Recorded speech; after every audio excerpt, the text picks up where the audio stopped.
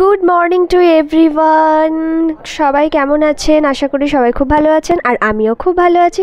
তো সকালবেলা আজকে শুরু করছি গবলুদের দিয়ে, আর গবলুদের জন্য এখানে ব্রেকফাস্টে আজকে বানানো হয়েছে ছাতুর কচুরি, আর তার সাথে হচ্ছে আলুর দম। কম্বিনেশনটা কেমন জানাবেন সবাই।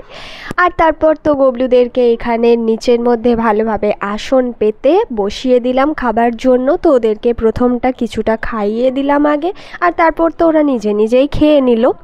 তারপর তো এখানে এসিটা সার্ভিসিংয়ের জন্য লোক চলে এসছে। অনেক দিন থেকে ফোন করেছিলাম, তো ফাইনালি আজকে এসেছে। আর এসিটার যা অবস্থা এখানে, মানে এত ধুলো নোংরা, যার কারণে সব কিছুই খুব জলদি জলদি আমাদের পুরো কালি পড়ে যায়, ধুলো পড়ে যায়, মানে অনেকবার ধরে পরিষ্কার করতে হয়। প্রায় 2 মাস 1 মাস ছাড়া ছাড়া সব কিছু এখানে পাল্টাতে হয়। অ্যাকোয়াগার্ডটাও তাই হয়, আর এসিরও তাই একই অবস্থা। দেখতে পাচ্ছেন আপনারা সবাই যে কী অবস্থা হয়েছে ভেতরটা। তো এসিকে এখানে এখন স্নান করানো হবে পুরো জল দিয়ে। আর এই কাকুর কাছে কিন্তু সমস্ত কিছু মেশিন রয়েছে, যেগুলো সব নিয়ে এসছে। কাকু নিজেই বলছে এসিকে এবার স্নান করানো হবে। তো এখানে কিন্তু কভার টভার সমস্ত কিছু, মানে সিস্টেম কিন্তু এনাদের কাছে রয়েছে। একটুও খাটের মধ্যে জল পড়বে না, কোথাও জল লাগবে না। তো আপনারাও দেখে নিন, যারা সার্ভিসিং করাতে চান তারা হয়তো বুঝতে পারবেন এটা দেখে যে কোনো প্রবলেম হবে না। আমরাও প্রথমে ভয় পেয়েছিলাম যে খাট ফাট তো ভিজে যাবে, কিন্তু না, চারিদিকে কিন্তু মানে জল পড়ার কোনো সিস্টেম নেই। ওনারাই সমস্ত কিছু জিনিস নিয়ে এসেছে, সেটা আপনারা দেখলেই হয়তো বুঝতে পারবেন। পাগল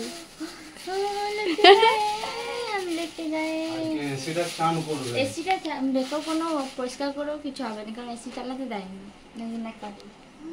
মোটেও না। এসিটা চান করবে।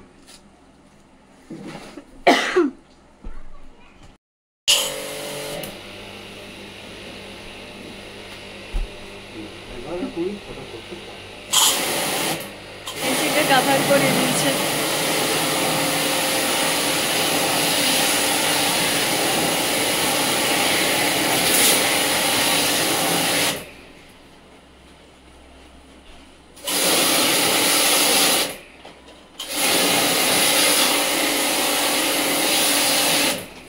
আর তারপর তো এখানে মিরিন্ডাটা বের করলাম। যা গরম, এই গরমের মধ্যে কাকুকেও দিলাম আর আমরাও খেলাম। আর এটা খাওয়ার পর তারপর তো বাবা এখানে অনেকগুলো আম নিয়ে এসেছিল, আর এই আমগুলোকেই ফ্রিজের মধ্যে রেখে দিলাম ঢুকিয়ে। আমগুলো কিন্তু বেশ মিষ্টি আর খুবই সুন্দর ছিল আমগুলো।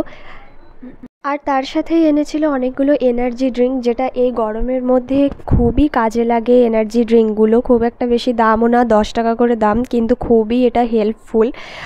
তো এটাই এনেছিল অনেকগুলো, আর সেগুলোই এখন ফ্রিজের মধ্যে রাখা হচ্ছে, এই এনার্জি ড্রিঙ্কগুলো আর তার সাথে আমগুলো। আর তারপরেই হঠাৎ করে আমাদের বাড়িতে এক ঠাকুর আসেন, নবদ্বীপ থেকে এক ভক্ত এই ঠাকুরকে নিয়ে আসেন হঠাৎই। তো সেটা দেখেই তো আমি তো প্রচণ্ড এক্সাইটেড হয়ে গেছিলাম যে এত সুন্দর একজন কৃষ্ণ ঠাকুরকে নিয়ে এসেছে। তো পাশের বাড়িতে তাদের বাড়িতে ঢোকানো দেখে আমরাও আমাদের বাড়িতে নিয়ে এসেছিলাম ঠাকুরকে। তো আমার মা তো তার আগে এই ডালিয়ার খিচুড়িটা বানিয়ে রেখেছিল গোপলুর জন্য, আর সেই জন্য এখন কৃষ্ণ ঠাকুরকেও সেটাই দেওয়া হলো। আর তারপর তো মা এখানে বানাতে বসেছিল দুপুরবেলা দই বড়া। এইবারে পুরো গরমটা পেরিয়েই গেল, গরমের মধ্যে মা দই বড়া অনেক দিন থেকে বানাবো করছিল। তো ফাইনালি মা আজকে দই বড়া বানাচ্ছে, আর মা এত সুন্দর দই বড়াটা বানায়, আমার তো খুব ভালো লাগে। আর প্রচণ্ড নরমও বানিয়েছিল, দই বড়াগুলো খুব নরম হয়েছিল।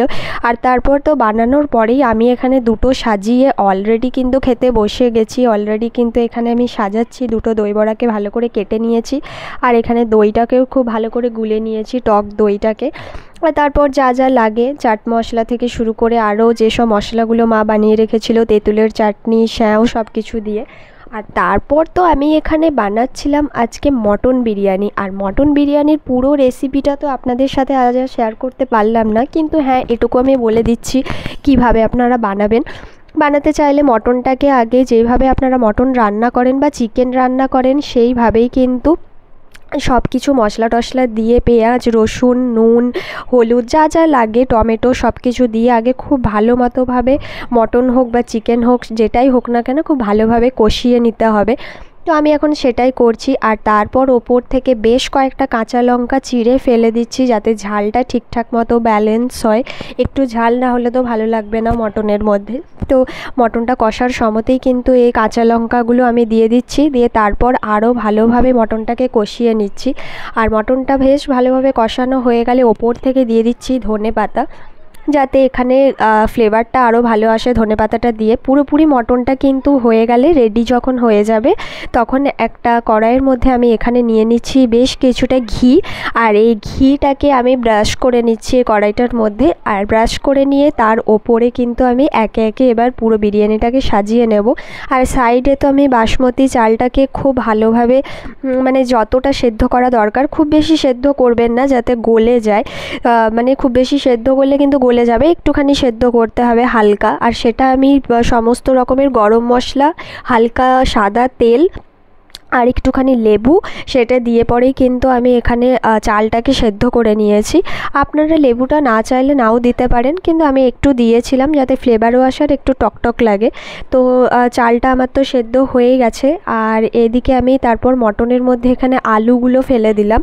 আলুগুলো এখানের মধ্যে মশলাটা যাতে মাখানো হয়ে যায়, মটনটা তুলে নিয়েছি কিন্তু এই মশলার মধ্যেই আলুটাকে আমি একটুখানি ফ্রাই করে নিয়েছি। এরপর এই কড়াইটার মধ্যে কিন্তু সবগুলো একে একে সাজিয়ে নেব। তো ঘিটা তো আমার ব্রাশ করা হয়ে গেছে। এরপর এখানের মধ্যে দিয়ে দিচ্ছি ভাতটা। তো প্রথমে তার আগে আমি এখানে দিচ্ছি মটনটা, ভাতটা আমি একটুখানি পরেই দেব। প্রথমে মটনটা সাজিয়ে নিচ্ছি আর তার ওপরে একে একে লেয়ার দিয়ে দিয়ে সাজাবো। তার ওপর ভাত, তার ওপর আবার মটন, আলু, আর তার ওপর ভাত। আর তারপর যে দুধের যে মিশ্রণটা তৈরি করে রেখেছিলাম গোলাপ জল দিয়ে, কেওড়া জল দিয়ে, তো সেটাই দিয়ে দেব। তো দেখুন এখানে আমার ভাতটা কতটা ঝুরঝুরে হয়েছে, একটুও কিন্তু গলে যায়নি। এইরকম ঝুড়ো ঝুড়ো ভাতটাকেই কিন্তু করে নিতে হবে, জাস্ট একটুখানি ফুটিয়ে নামিয়ে নিতে হবে, তাহলেই কিন্তু হয়ে যাবে। তো ওপর থেকে এরপর এক এক করে আমি কিন্তু মশলা মাখানো ফ্রাই করা আলুগুলো কিন্তু সাজিয়ে দিচ্ছি একটা একটা করে। আর তার ওপরে দুধের যে মিশ্রণটা আমি তৈরি করে রেখেছিলাম সেই দুধের মিশ্রণটাই কিন্তু একটু একটু করে দিয়ে দেব, যাতে ভেতর পর্যন্ত পুরো ফ্লেভারটা খুব ভালো মতো যায়। আর তারপর হ্যাঁ, একটুখানি বেশি করেই দেবেন, কারণ এটা আবার স্টিমে দিতে হবে যাতে নিচটা লেগে না যায়।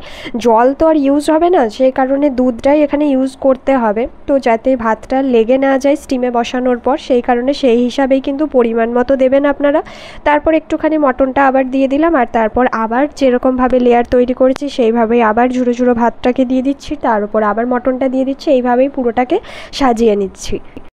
এই মটন বিরিয়ানি খেতে কার কার ভালো লাগে, আর বিরিয়ানি লাভার এখানে কে কে আছেন যারা আমার ভিডিও দেখছেন অবশ্যই কিন্তু জানাবেন কমেন্ট করে। আমি তো একজন আছি বিরিয়ানি লাভার তার মধ্যে থেকে, আর আপনারাও যারা আছেন তারা কিন্তু অবশ্যই জানাবেন কমেন্ট করে।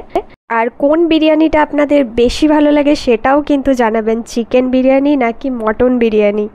তো এখানে সাজানো তো আমার কমপ্লিট হয়ে গেছে। এরপর আমি এটাকে আবারও ঢাকা দিয়ে কিছুক্ষণের জন্য স্টিম আঁচে রেখে দেব, ব্যাস তাহলেই আমার বিরিয়ানি রেডি। তো কেমন লাগলো অবশ্যই আপনারা কমেন্ট করে জানাবেন, ভালো লাগলে লাইক শেয়ার অ্যান্ড সাবস্ক্রাইব করবেন চ্যানেলটাকে।